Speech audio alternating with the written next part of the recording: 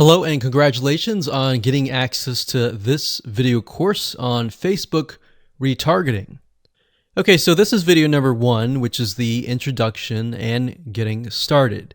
So before we get started, I want to give you a quick overview of what's inside this video course so you know exactly what to expect. So obviously this is video number 1. Video number 2 is going to be a visual map of Facebook retargeting. And what that includes is I'm going to show you how Facebook retargeting works. And a lot of times people jump straight into showing you how to set things up.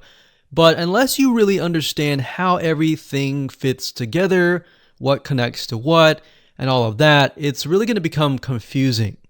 Because if you set things up like an email opt-in retargeting campaign or a blog post campaign, or a purchase retargeting campaign, every one of those is different. So once I show you the basics via a visual map, that's when we show you some real life examples in video number 3. Of course, in video number 4, I'm going to talk about the Facebook pixel, what it is, why it's important, and how it's used. And of course, from that point, we'll move to video number 5 and talk about how to add the pixel to your website, whether you're using WordPress, ClickFunnels, Lead Pages, or any other landing page builder. Video number 6, we'll talk about pixel variables and settings, otherwise known as standard events, such as how do you tell Facebook that somebody has landed on your page, somebody has converted into a lead, somebody has added the product to their shopping cart. Maybe you want to find people who have added things to the cart but have not yet purchased so that you can show an ad to them, remind them that they are interested in that purchase, and perhaps give them some sort of discount as well. Video number 7, we're going to talk about custom audiences, which are essentially lists or segments of people that you have targeted. And when you create your Facebook ad, you can then target that specific custom audience and show that specific ad to that audience. And then of course, in video number 8, we'll have some practical application and show you how to create these custom audiences. And of course, last but not least, video number 9, we'll talk about retargeting campaign setup. All right, so let's talk about mindset, because I'm a big believer of having the right mindset before you get started. I want you to realize that you're not going to make a sale. You're not going to get leads right away just by setting up a Facebook retargeting campaign. Converting visitors really does take time.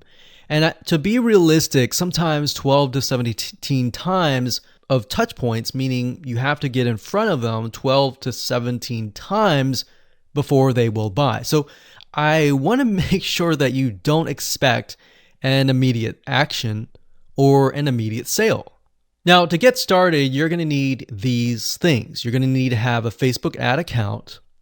And in doing so, you'll also need to have a Facebook business account. And you can go to business.facebook.com to get access to a Facebook business account.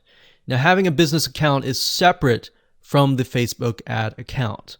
You'll obviously need money for ads, realistically at least $500 or more. This is not free by any means, but it's a great way to test things and find results right away. You'll also need to have an idea of how you are selling your product or service in terms of your website, in terms of your funnel landing page setup, meaning how many pages do you have in your funnel? Do you have 3? Do you have 4? Do you have 5? How many? So you want to have an idea of that before you get started, because it'll start to make sense once I show you around. And of course, you'll need to have some sort of mind map or flowchart software. And the reason for that is it will help you be able to map things out, map your own plan of attack out, so that you will be able to successfully implement everything that we're teaching you. Hello and welcome back. This is video number 2. And in this specific video, we're going to show you a bird's eye view of how Facebook retargeting works. So you may have a general idea of how Facebook retargeting works, but my goal here is to kind of give you a visual mind map of how all the pieces connect together.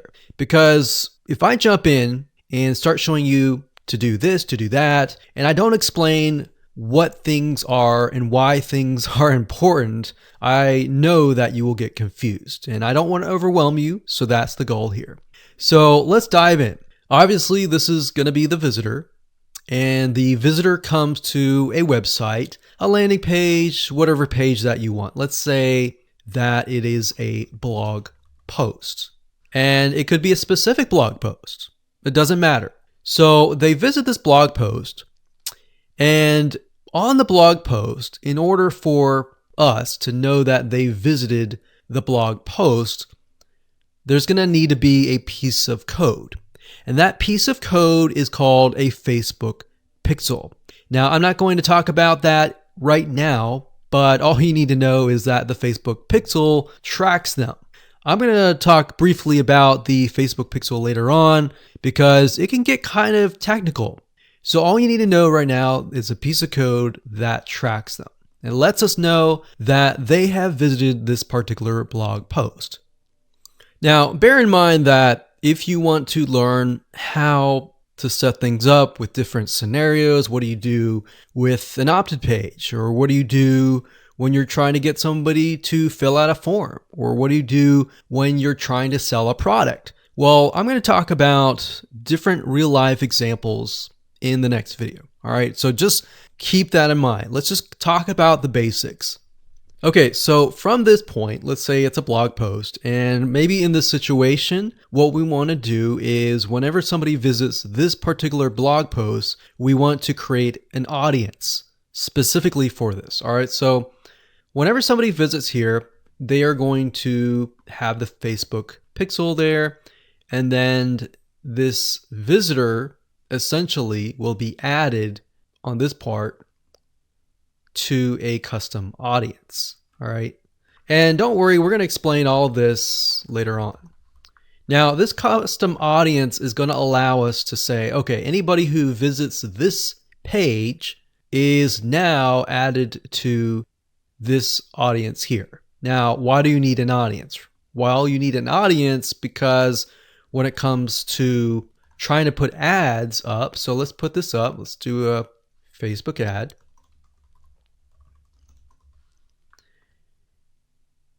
We have to find a way to show this ad to this audience. So obviously from the custom audience here in the Facebook ad here, directionally, we are going to show the Facebook ad to anyone who visited this blog post. So this is a very, very basic Facebook retargeting.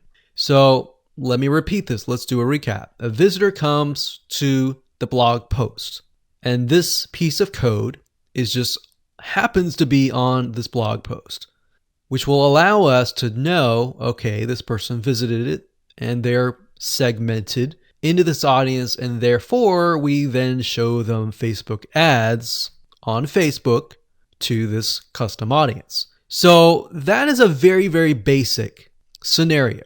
Now, it can get a little bit more tedious if you add more things like email opt-ins or everything else like that.